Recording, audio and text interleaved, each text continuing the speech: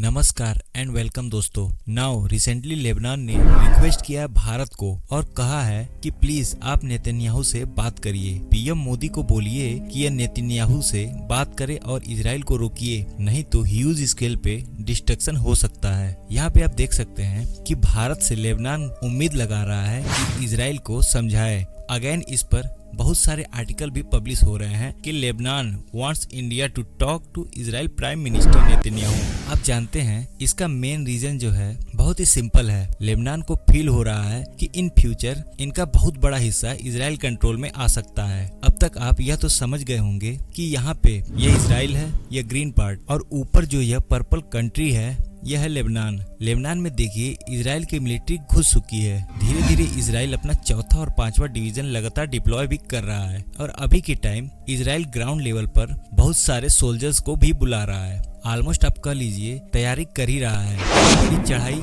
करने के लिए। आपको बता दें कि बस ये एक छोटा सा ऑपरेशन नहीं होगा। जो गाजा में स्थिति हुई है काफी हद तक लग रहा है कि वही स्थिति बहुत ही जल्द लेबनान में भी हो जाएगी और यह बात नेतन्याहू खुद कह चुके हैं। Lebanon could face Gaza like destruction. और अगर आप कंपैरिजन गाजा से करें तो देखो गाजा में 20 लाख लोग थे और कितने वहां पर मारे गए, लगभग 42,000 के आसपास। लेबनान की आबादी मैं आपको बता दूं 55 लाख के आसपास है। क्या इजराइल लेबनान में 1 लाख से ऊपर लोग मार भी सकता है? क्योंकि जो नेतन्याहू की लैंग्वेज है, जिस तरीके से बात कर रहे हैं, यह ओपनली भी कह रहे हैं कि देखिए हम लेबनान के दुश्मन नहीं हैं, मगर लेबनान में जो संगठन है हिजबुल्लाह, यह लगातार इजराइल को अटैक कर रहा है और इसको डिस्ट्रॉय करने के लिए इजराइल बिल्कुल लेबनान में घुसेगा। और यह बात भी नेतन्याहू कह चुके हैं कि अगर हिजबुल्लाह सिविलियंस के पीछे भी छुपता है तो इजराइल रुकेगा नहीं, इजराइल अपना काम करता रहेगा। तो यही सब देखकर, यह सब बातें देखकर लेबनान चाहता है कि इंडिया बीच बचाव करे,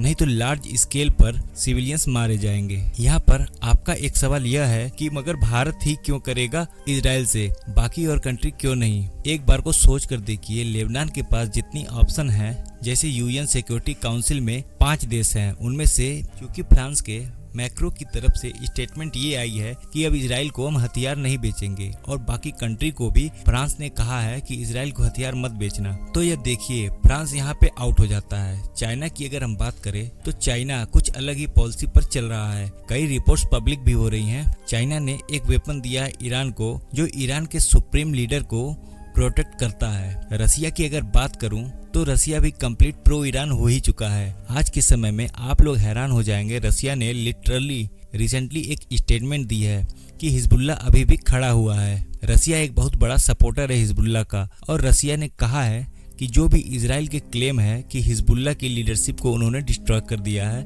रसिया कह रहा है कि ऐसा कुछ भी नहीं है। हिजबुल्लाह के पास अभी भी बहुत सारे लीडर्स हैं and Hezbollah is still organised.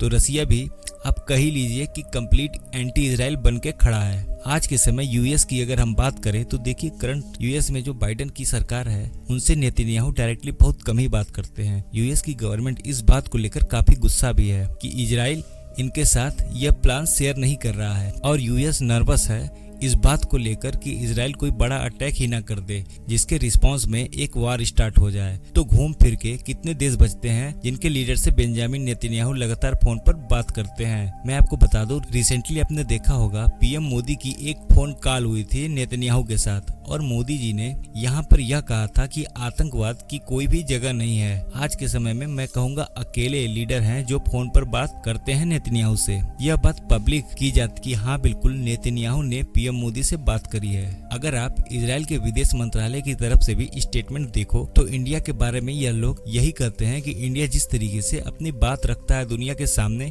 यह बहुत इंपॉर्टेंट है और इंडिया को एक इंपॉर्टेंट पार्टनर यह मानते हैं। तो इसलिए लेबनान की सरकार अब यह कह रही है कि इंडिया को कुछ भी कर इजराइल को रोकना चाहिए। नेतन्याहू इस वक्त इन्वेजन प्लान कर रहे हैं। इन्वेजन का मतलब यह है कि सीधा साधा बहुत सारा हिस्सा लेबनान का इधर आप देख पाओगे। यहाँ पर पहले तो इजराइल इसको कब्जाने की कोशिश करेगा, बाद में मुझे लगता है कि इजराइल कोशिश करेगा अपने टैंक से, अपनी मिलिट्री से कि यह बेरूत तक पहुंच पाए। यहाँ पे आप कहोगे कि आप कैसे कह सकते हैं यह इजराइल का टारगेट है। देखो, इजराइल इस बात को लेकर बहुत सारी पोस्ट कर रहा है। हिजबुल्लाह के मेन हेडक्वार्टर्स यहीं पे हैं, इसलिए इजराइल यहीं पर बॉम्बिंग करने की प्लानिंग करता है। तो इजराइल वहां पर आ रहा है और इन्होंने इस टाइप के पर्चे ऑलरेडी बांटने भी स्टार्ट कर दिए हैं कि इजराइल की जो वार है वो हिजबुल्लाह के अगेन है, द पीपल ऑफ लेबनान के अगेन नहीं है।